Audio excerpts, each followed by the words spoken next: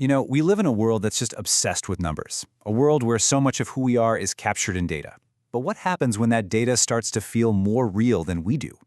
Let's dive into a chillingly relevant warning about being known for everything, except for the things that actually matter. I mean, think about it. You wake up, and right away, you're being measured. Take something as simple as your screen time.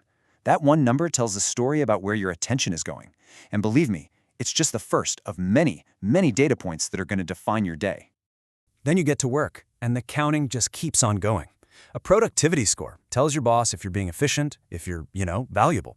It's yet another number that shapes how people see you. And it doesn't just stop when you clock out for the day. Nope.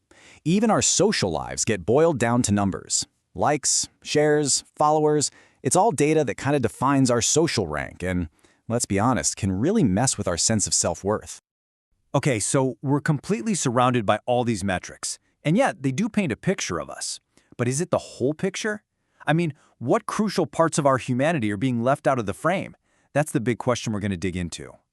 This very modern anxiety of being seen as just a collection of data points. It feels so new, right? But it's not. Not at all. In fact, someone predicted this with scary accuracy over 80 years ago. Let's set the scene. The year is 1939. The world is teetering on the brink of war, and societies are getting more and more organized, more bureaucratic.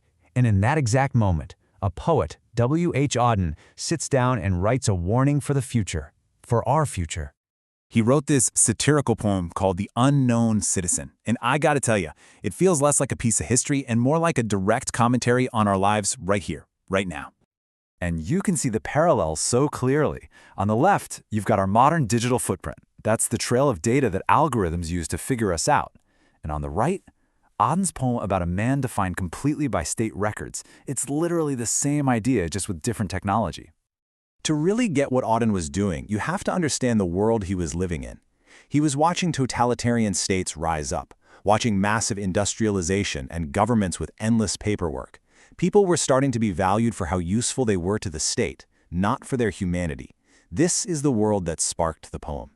So the poem starts out, and it seems like it's a monument, put up by the government to honor what they see as the perfect, ideal citizen. But this monument is not what it seems. And right away, the first step of dehumanization just hits you. The citizen doesn't get a name. He's a file number JS/07/M/378. From the very first line, his personal identity is just gone, erased, and replaced by a bureaucratic label. Then the state starts listing off his accomplishments. He never caused any trouble. He was a good little worker, he bought all the right stuff, he held all the popular opinions, and he had the correct number of kids. Every single fact about his life is backed up by some official report. It's a life that just checks all the boxes. But here is where Auden pulls back the curtain and shows you what's really going on. The poem isn't praise, not at all. It is a fierce, brutal critique hiding in plain sight. And the key to the whole thing is satire. Auden pretends to applaud this citizen and the state that made him. But his tone, this flat, bureaucratic voice, it exposes just how horrifying and empty this so-called perfect life really is. The praise itself is the weapon. And this gets to the powerful irony at the heart of the poem. The state has a file for everything he ever did, everything he bought, every opinion he held. He is completely, totally documented. And yet, he remains utterly unknown. They know all the data points, but they have absolutely no clue who he actually was. And then Auden delivers the knockout punch, the most devastating lines in the whole poem. When it comes to the things that actually define a human life, freedom, happiness, love, fear, the state has no data. And because it has no data, it just dismisses the questions as absurd, totally irrelevant. If it can't be measured, it doesn't exist. So, this isn't just some dusty old poem from 1939. Its warning is echoing louder today than it ever has before. Just look at the parallels. The Bureau of Statistics back then, that's our big data and algorithms now.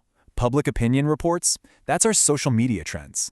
The file number JS/07/M/378, well, that's our collection of usernames and digital IDs.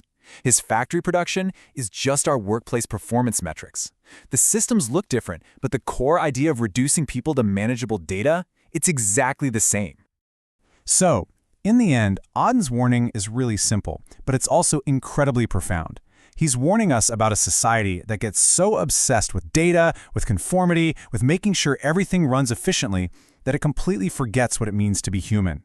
It confuses a life that runs smoothly with a life that is actually lived.